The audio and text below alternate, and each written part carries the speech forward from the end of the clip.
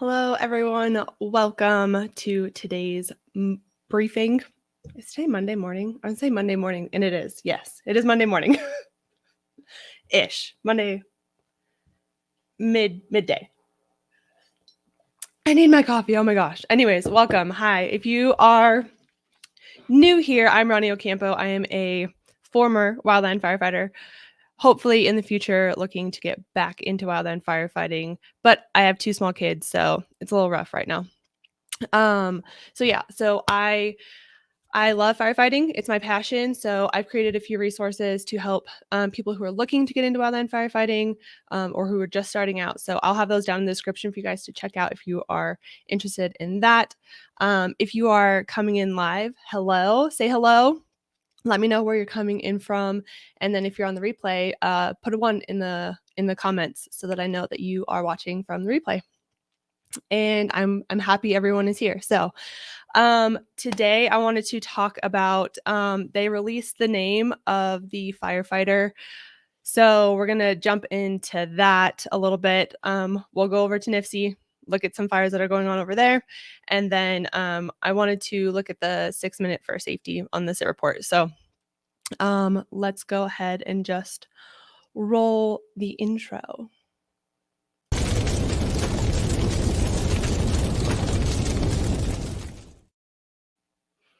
All right, so let's get on into this bad boy.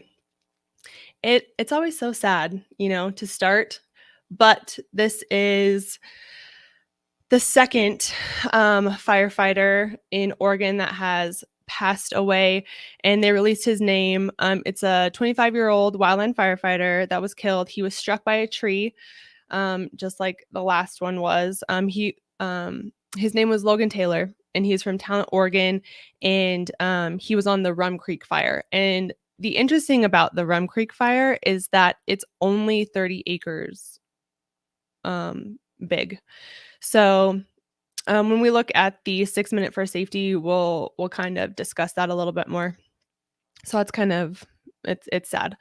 So, but I did want to read the statement that they put out. Taylor was the operator of Sasquatch Reforestation, a forestry department contracted firefighting company. And the statement was, "We are extremely saddened by the passing of Logan Taylor. The loss is deeply felt by our ODF family and throughout the wildland fire community as a whole," said Taylor McCarty, ODF Southwest Oregon District Forester. "Safety remains our top priority. ODF and our partners are committed to learning from this accident and to doing everything we can to reduce the risk of similar incidents occurring in the future.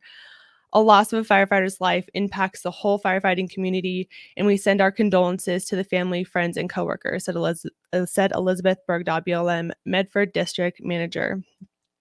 He said, "Safety is the number one priority for the BLM and our wildland firefighting partners. We want every firefighter to come home safely each day." So like I said, the Rum Creek fire is just one of dozens that are going on in Oregon right now, but it's only about 30 acres in size. So kind of crazy. It's 150 miles south of Eugene, Oregon. So last week we had 27-year-old firefighter Colin Hagan, who passed away. He was struck by a tree while battling the big swamp fire.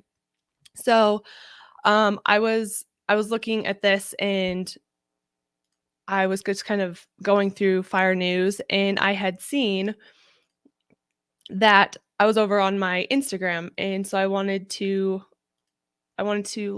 bring you over here real quick.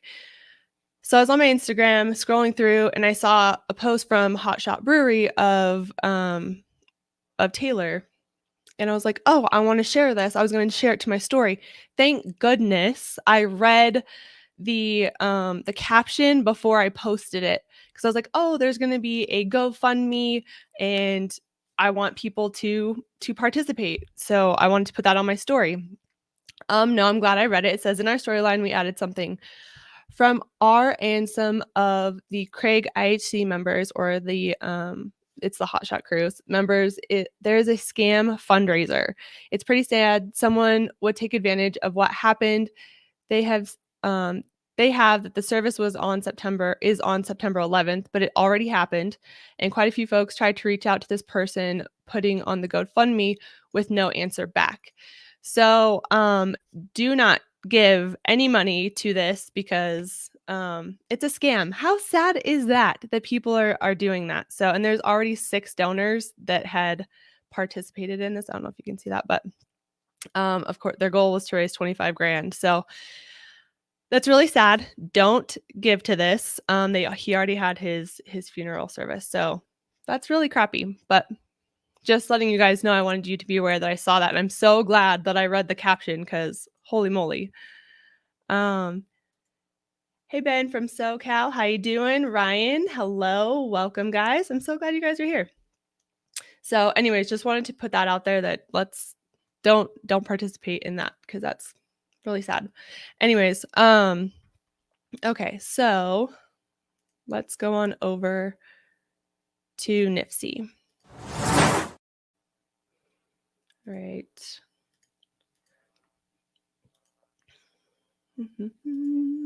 Hopefully you guys had a good weekend. Mine went by way too fast. Like, holy moly. It went really quick. Okay. So this was from, I'm not reading off the screen yet. From August 21st, the weather conditions, including wet and dry thunderstorms, continue to contribute to wildland fires throughout the West. This was yesterday. There was 52 large fires, 2 each in Oregon and in Montana. And then firefighters contained the Black Rock Fire in Oklahoma at 2,743 acres.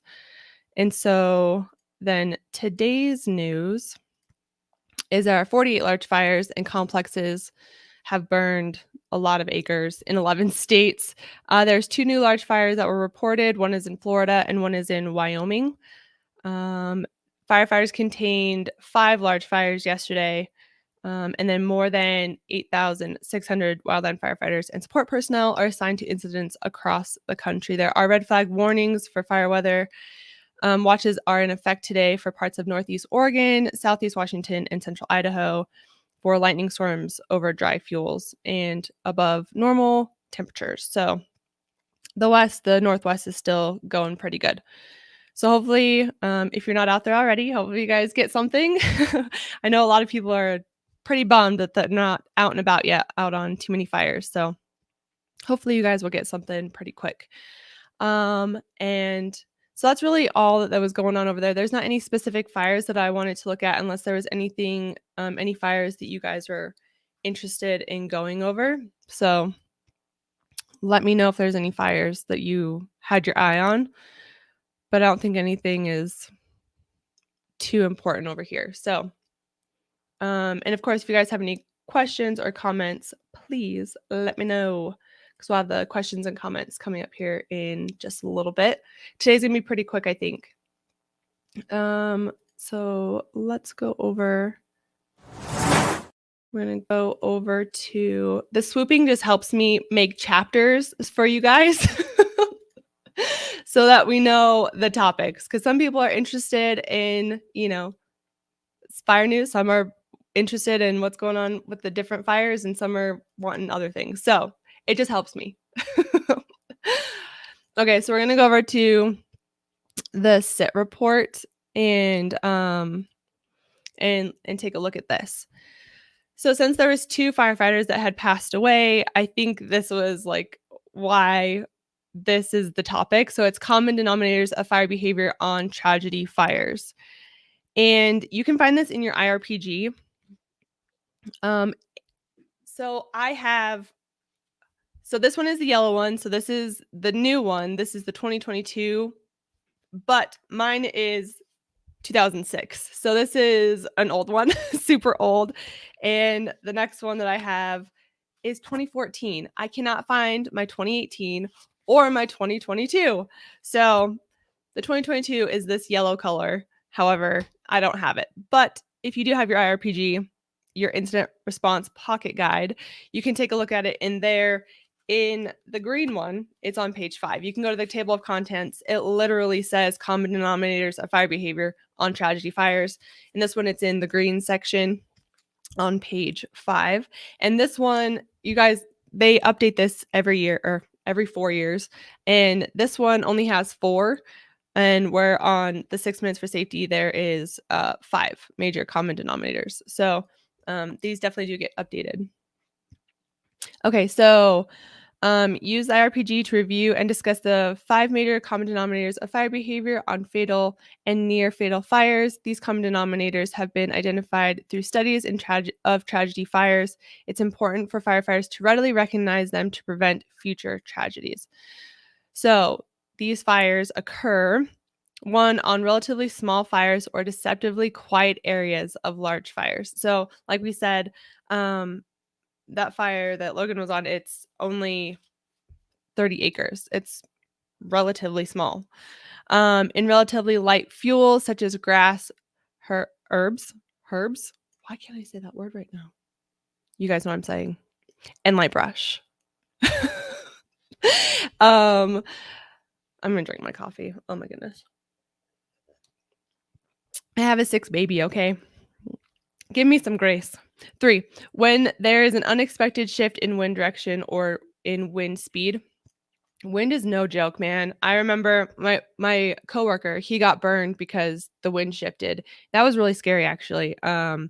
We were in some sagebrush, which we're always in. It wasn't a big deal.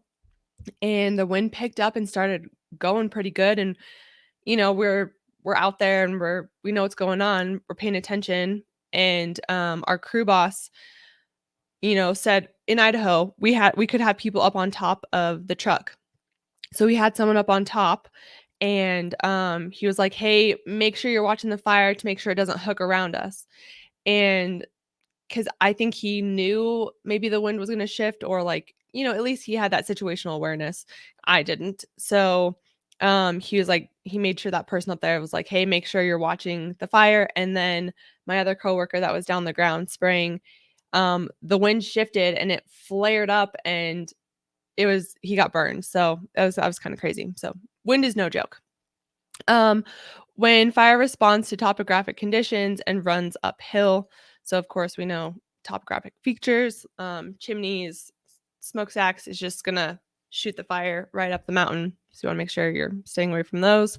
Critical burn periods between 14 and 1700. So this is what got added. It's not in this IRPG. This is the one that got added. So you can look over here at the time of blow up and you can see the different times that these major fires that had tragedies on them, that's the time that they blew up. So we know most fires really pick up around 2 to 5. So alignment of topography and wind during the critical burning period should be considered a trigger point to reevaluate tactics. Blow up to burnover conditions generally occur in less than 60 minutes and can be as little as 5 minutes. Like I said, it can just all of a sudden, just conditions get really perfect and just like the heating of the fuels, the wind or like the weather and just everything can just kind of turn really quickly. Having good situational awareness is super important. Number one thing I would probably say for this job. A tactical pause may be prudent around 2 for evaluating your situational awareness of topography, fuels, and weather. I think this is such a good practice if you are the one in charge, if you're the one who is the leader of your crew, to really kind of stop and pay attention to what time it is. Just obviously have good situational awareness of the timing of the day, and just make your crew aware of hey, let's stop. Let's kind of discuss what's going on. What topography are we in? What type of fuels are we in? How's the weather? Hopefully you guys are doing spot weather checks I do this because we used to spin weather. Now you guys have Kestrels and it's just like an automatic. You just hold it up and it'll tell you the weather. No, we had to freaking spin weather. So hopefully it's a lot quicker than spinning weather. But I think it'd be really great for you to kind of take this tactical pause. I think this is such a great idea. It could be used as an opportunity to remember that this is the beginning of a dangerous part of the day for fighting fires, and increased caution is in order. So I really like this. And down here at the very bottom of the references, it tells you where you can get more information, where this information is being pulled from. So just so you guys know, I really like this, and I I thought the red book right down here, Interagency Standards for Fire and Fire Aviation Operations, the red book. This is what it looks like, just so you guys know. It's this big, thick book. This one is 2004, so definitely very old. And I don't know actually how I came to acquire this, but I have it. So this is the Fire Line Handbook. So this is the red book. So yeah, so just so you guys know. And I think that was it. So if you guys have any comments or questions, let me know. But I'm glad you guys are here, so remove that. Hopefully you guys are reading the 6 minutes for safety every single day. Like I said, hopefully our crew read the SIT report every single day, and everyone had to read, not everyone the same day, but one day it would be my turn to read the 6 minutes for safety. The next day would be my coworkers. The next day would be our crew boss, you know. So we just take turns reading those. So hopefully that's being done with you guys. Anyways, hopefully you guys found this information helpful. If so, please give it a thumbs up. Make sure you guys are subscribing. Let me go over. Like I said, we're on the road. We're still on the road to 2,000 subscribers, but we're getting there. We're getting there. Not bad. I will take it. 1960. So hopefully more people are getting into wildland firefighting and are looking to maybe get in for next season, hopefully. So if you know anyone who's interested, make sure you guys are liking, sharing, subscribing, all that jazz. Make sure you guys are checking the description box. Like I said, I have resources for you guys to check out. And I have recently, you guys can go over and follow me on Instagram, but I've gotten back into TikTok. Yes. I can't help it. I love it. I go through periods. Like I really like TikTok, and then I'll stop using it forever, and now I'm back in it. So we're back in over on TikTok. So you guys can go over there and follow me on there. It's just Ronnie Ocampo again. So anyways, hopefully you guys have a good rest of your day, and I will see you guys next time. Bye, guys.